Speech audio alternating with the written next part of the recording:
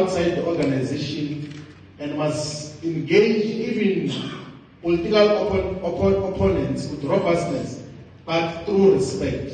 No member of Umkhonto party will be allowed to throw insults at anyone, including political opponents, even in instances where they have been insulted or provoked by the opponents.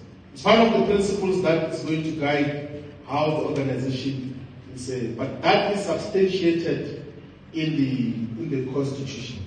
And in terms of the structures and organizational structures of Umkhonto party, we are led by the president, who is the commander general, the president of the organization.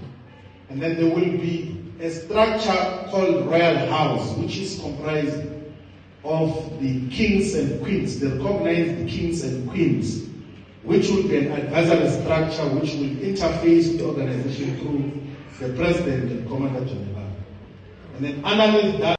In terms of immigration, Umkhonto does not agree with undocumented and unlawful immigration.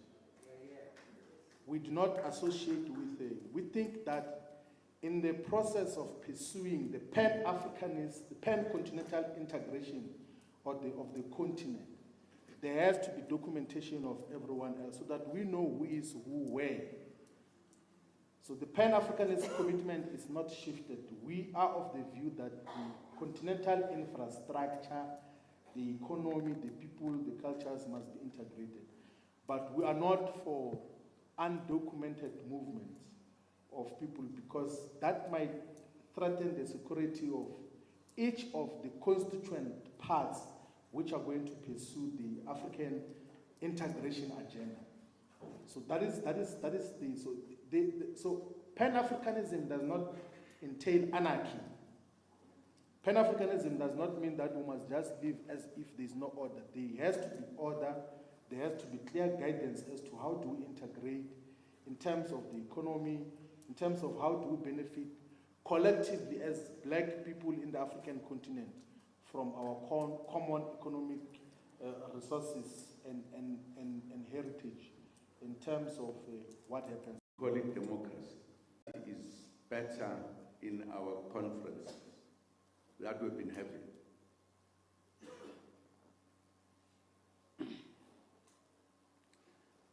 And we've asked the question, what is it that is more important for us to have conferences, what are they called? Elective conference. Why must we keep on electing? We call it democracy. But I'm sure all of you know that today, those who win are those who have the money. Is that consulted? Is that democracy? Do you know that there are presidents who are president today because they have all the money, but they can't do the presidency or do anything that is presidential? No, that's true.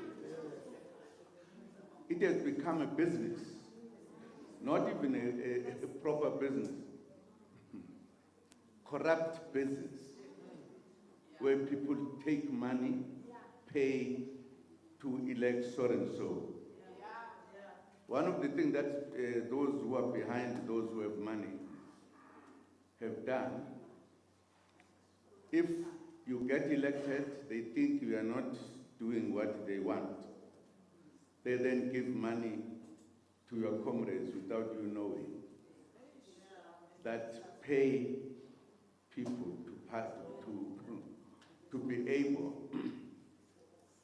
to have so and so become a leader. So we have leaders who are not the leaders of the membership, but the leaders that have been elected by bought people with money. I don't think there is any democracy that we're talking about. And we know it because we have suffered. Maybe many of you have not. But some of us have as political parties. There are people who are leading who are not supposed, who are not meant to be leaders. They don't even know how to lead. But because of the money, they are. I just wanted to clarify this. You should know it's a well thought out decision. We want, in the first instance, I don't understand why, if there is a leader who is leading very well, doing everything, he must be taken out. You bring somebody who is directed from somewhere, even outside of the country. I don't think we should be so blind not to see that. It's a simple thing. Agreed? Journalists agreed?